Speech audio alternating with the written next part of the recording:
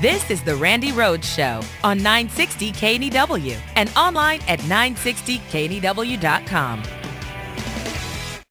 Hey there, job seekers. Have you always wanted to be a part of the exciting world of high-level diplomacy, but thought to yourself, hey, not just anybody could do that? Well, there's good news. Now, anybody can do that. If you want Obama to do one thing, call him.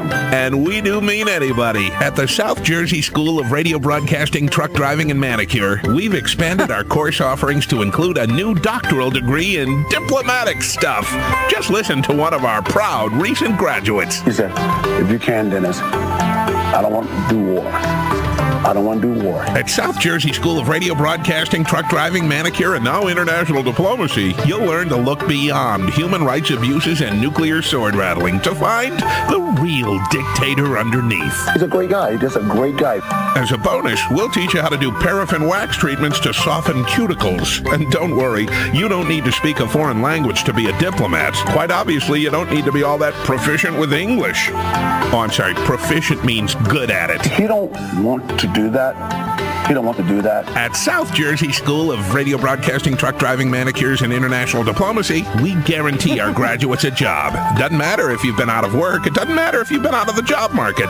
It doesn't matter if you're just totally out of it, period. He's a good guy to me. Guess what? He's my friend. Enroll today. Guess what? I don't condone what he does, but as far as a person to person, he's my friend. Student aid available to keep you in debt until Pyongyang freezes over. Call him. Oh, my God. Oh, my God. I mean, you know, Dennis Rodman, he's the first American visitor to North Korea's dictator, Kim Jong-un. And then on Sunday, he was on Donald Trump's Celebrity Apprentice. Doesn't Dennis Rodman spend time with anyone other than Mad Men? And, you know, we're talking about the culture of mean. You know, I got to say, Donald Trump was one of the leaders of mean. You know, he was just out there constantly threatening the president. He's suing or tried to sue Bill Maher because he didn't like, you know, when Bill Maher made fun of him. You know, what you have here is people with an enormous amount of influence and or money or both coarsening this culture on purpose. They can't point to rap music anymore, okay? They're not going to, you know, point to NWA and say, oh, this is why. Or Elvis and say, oh, this is why. And it never was why.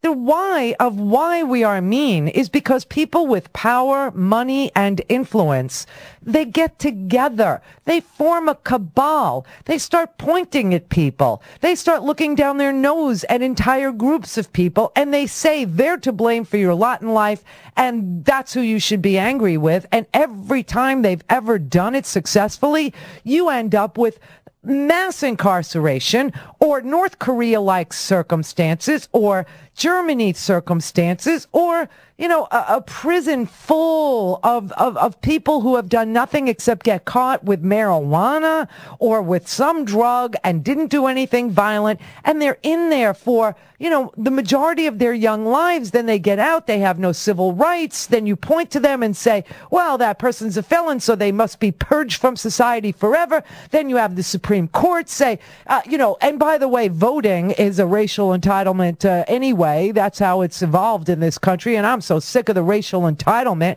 Then it filters down into schools where we put cops who then take these kids to court for things like spraying perfume on in class, or we find these videotapes of cops beating people senseless within an inch of their lives, and then we decide that that person must have asked for it, must have deserved it, must be some sort of a scumbag. And you find out, no, they were an alcoholic.